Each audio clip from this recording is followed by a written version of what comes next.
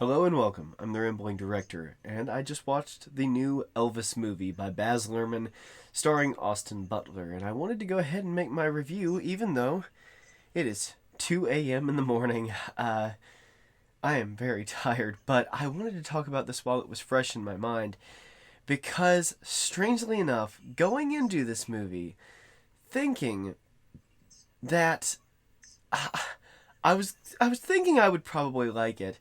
I came out actually thinking this is one of the best movies I've ever seen. I'm going to go back and see it again, and I may do a second review, like, having seen it twice, what did I think of it this time? But upon my first viewing, I think this very well could be one of my favorite movies. I love Baz Luhrmann. I'll just get that out of the way. If you don't like Baz Luhrmann's films, this is probably not going to change your mind, because it's a lot of his typical tropes. It's a lot of the same things that he does. Very fast editing of impeccably framed shots. I mean, they're just beautifully framed shots, but the editing is very fast. The first half of the movies that he makes tend to be very quick, fast-paced, and then they tend to slow down at about the halfway point, and then that's the stuff that I think he seems to have the greatest interest in taking, an in-depth look at, is the stuff in the second half of his films. Whereas most directors would try to evenly space it out. And this movie is just like all of his movies. It's very front-loaded. If you don't like that, you're not going to like this, because it's a lot of the same things that you get from his films. Just like Moulin Rouge or The Great Gatsby or any of his films. He has the vision to make all of these different shots and scenes. Sometimes a scene that a normal director or any other director would say, here's a scene, and then here's a scene, and then here's a scene. And it's like he films those three scenes, and then he starts cutting them up, and you'll get 10 seconds of this scene, and 30 seconds of this scene, and 5 seconds of that scene, and we're just going to go back and forth all through these scenes. I would be remiss if I didn't mention my favorite scene. I've kept pretty much spoiler-free in this review, but before I leave, I have to say my favorite scene. It's right at the beginning of the movie, and it's the scene where Elvis, it's juxtaposing three different scenes. Elvis preparing to go on stage for the first time in front of an audience, and he's nervous, and his mom, and he and his band are singing the gospel song, I'll Fly Away, and praying before they go out. And as they're praying, he starts moving, his Elvis movements. And then it flashes back to him as a kid going into a tent revival, and it's a Pentecostal church. Elvis was Pentecostal, and at least he was raised Pentecostal, and he's being led by the Spirit, and he's touched by the Spirit, and as he's shaking and gyrating with the Spirit, with the Holy Spirit, it starts juxtaposing back and forth between that and him out on stage, moving, feeling the soul of that music. It's just an amazing scene, the way it's all of the juxtaposition between him as a kid, and this black man who's singing in a speakeasy, singing the song, That's All Right, Mama, in a blues style, and showing where Elvis got that inspiration. And the music, Baz Luhrmann's films, whatever else you can say against them, he has an impeccable ear for music, and being able to I don't think he does the sound mixing on his films, but he must have a big hand in it, in the direction of it, because they all sound similar in certain ways, and one of those ways is that he can put 3 or 4 songs layered over top of each other, playing simultaneously, and it just comes out as this cacophony, this monstrous sound of beauty, and the vision that it takes to be able to do that is just amazing. Again, I know his films are hit or miss with a lot of people, and if you don't like his other films, you're probably not going to like this one. It's a lot of the same things. But there's just something to me that is so impressive. I think he's really like the closest thing we have to a Stanley Kubrick sort of filmmaker, who just has this incredible vision for what his film can be, and he has the blind faith that it will actually turn out the way it does in his head, and it must do, because what he gives us is incredible to look at, even if you don't like the content. So, let's talk about the movie a little bit.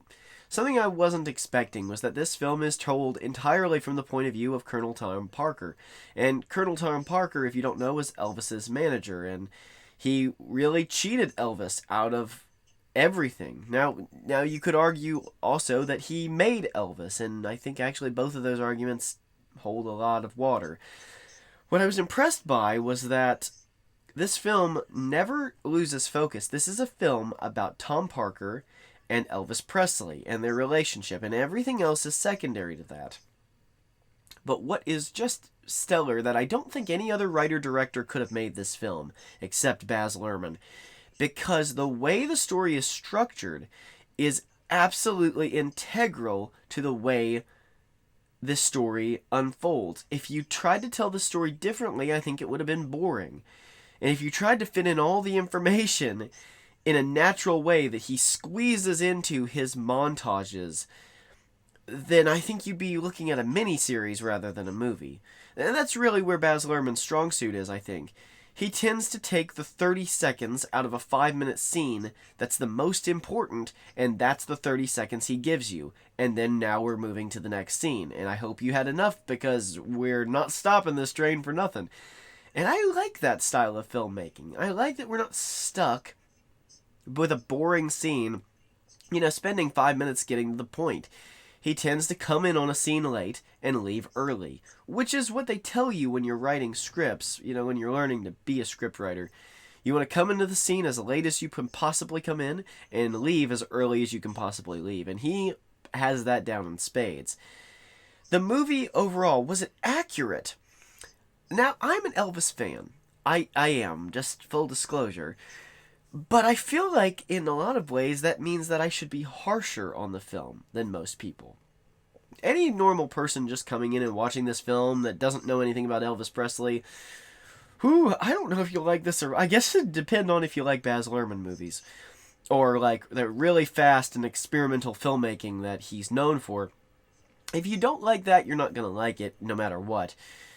But I actually found that I thought this movie was incredibly accurate. One of the most accurate, biopics that I've seen in a long, long time. Yeah, it does change some things, and it does fictionalize certain things.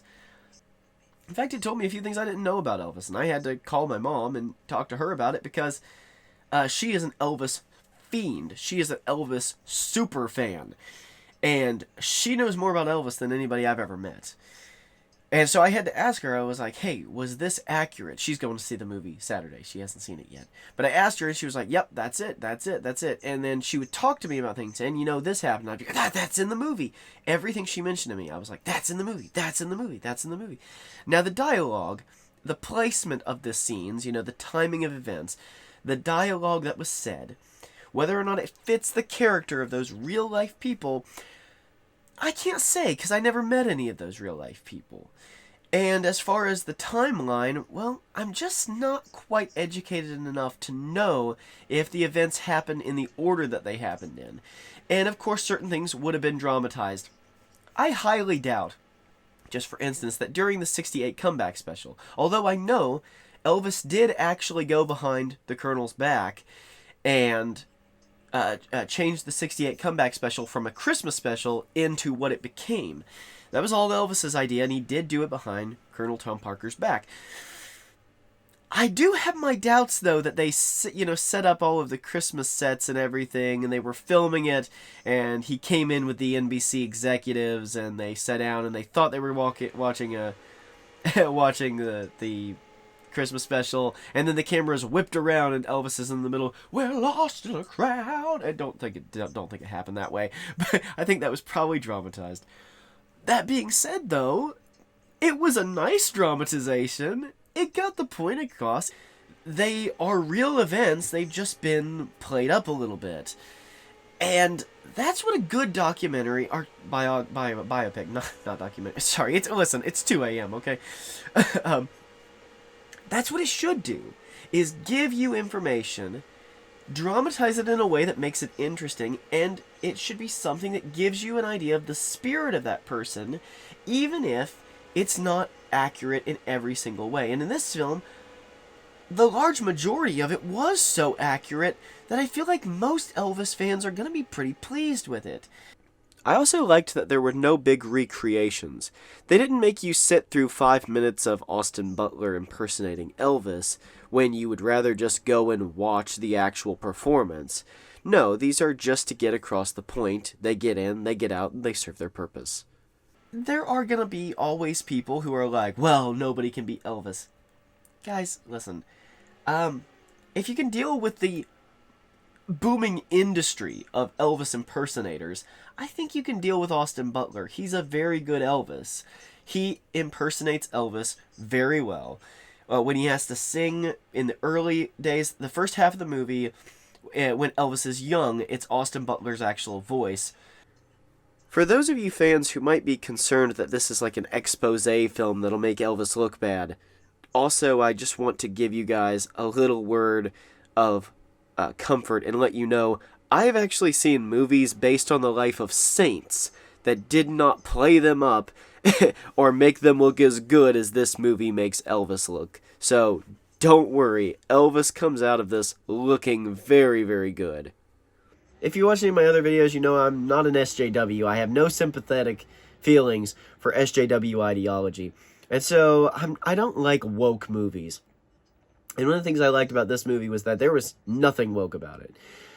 Elvis, Elvis took a lot of inspiration from black people. And people just love to go, Elvis stole his music from black people.